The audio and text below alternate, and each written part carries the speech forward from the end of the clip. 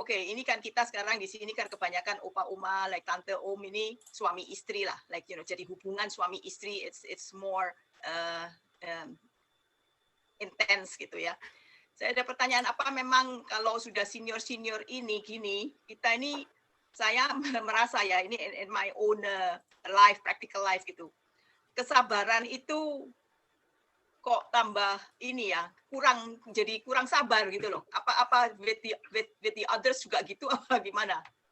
Jadi kesabaran itu dulu lebih masih bisa lebih sabar, tapi sekarang ini kok maksudnya itu because we are senior, jadi kerjaannya itu maksudnya itu nggak apa to the apa yang kita mau gitu loh.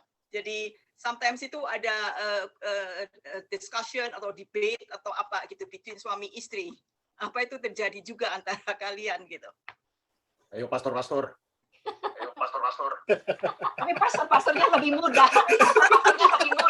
Nah itu dia, makanya gimana?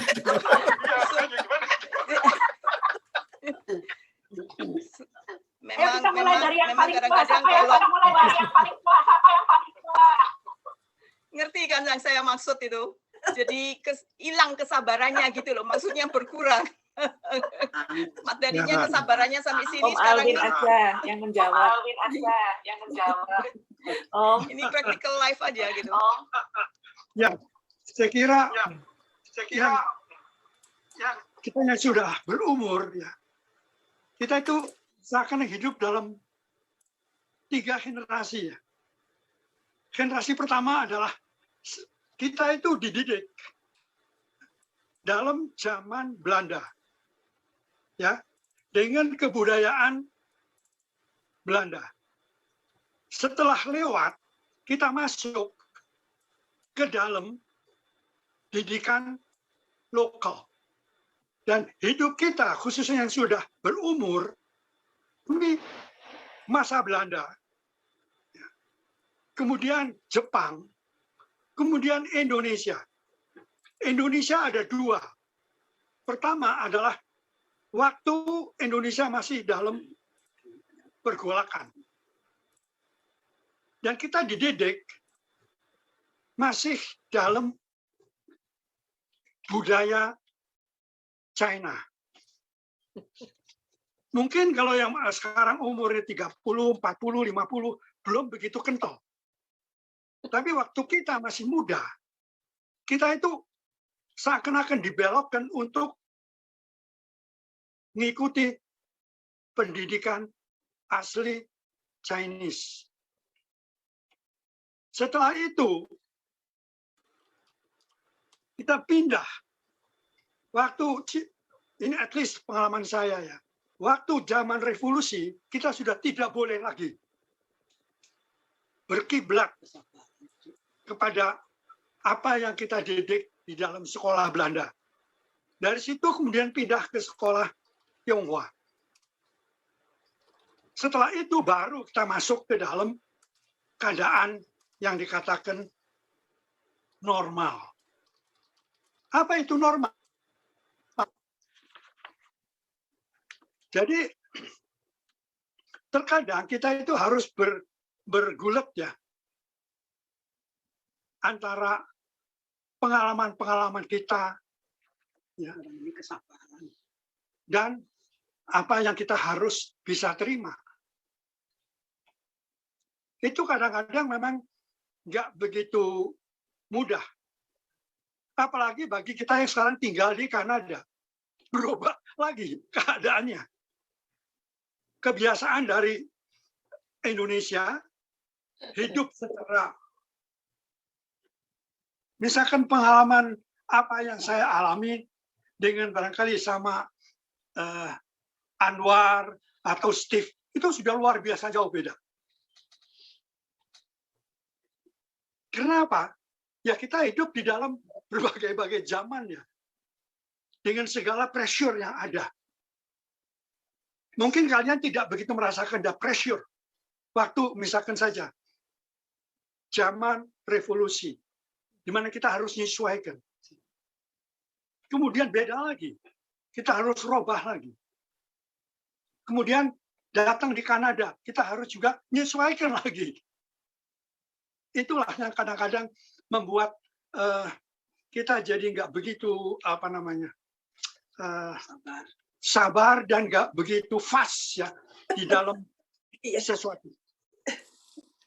Saya boleh tambahin sedikit, Medi, tentang sabar. Nah, kita tahu sabar itu kan buah Roh Kudus, gitu kan? Betul. Jadi kita melihat bahwa sebetulnya bukannya apa, kita semua lagi belajar bahwa firman Tuhan itu dikatakan benih. Jadi itu kayak sperma yang masuk ke dalam kandungan spirit kita. Jadi kesabaran itu kita bisa dapatkan dengan, jadi orang kan sering bilang, kita itu sepertinya mengandung. Mengandung apa? Mengandung akan nature-nya Tuhan. Nature-nya Tuhan itu apa? Buah Roh Kudus. Saya bisa ngelihat, mungkin ada orang tinggal di rumah kelamaan, itu nggak usah apa-apa juga udah sebel. Nah, ya, jadi mungkin sekarang ditambah COVID, bukannya kamu tambah tua, ditambah COVID, sekarang kita kalau dulu kita banyak, kita mesti ngurusin ini, ngurusin itu, sekarang kita ibaratnya udah ini, tapi malahan dikurung di rumah. Jadi kalau ada hal-hal yang agak nyebelin, kesabaran kita kalau nggak cukup, ya langsung timbul lebih cepat ya. Mungkin ini saya ngelihatnya gitu, bahwa emang ya bolak-balik, emang benar kita balik lagi ke firman Tuhan. Makanya saya sama anak saya bilang, kalau kamu nggak bisa ngomong bahwa firman Tuhan itu the ultimate truth, emang kita nggak bisa nasehatin yang lain. Tapi saya ngelihat juga, makanya firman Tuhan itu benih, yang itu makanya kita mengandung semua buah-buah Roh Kudus. Nah, itu kita, makanya kan Tuhan bilang, work out your salvation. Kita harus kerjakan salvation kita.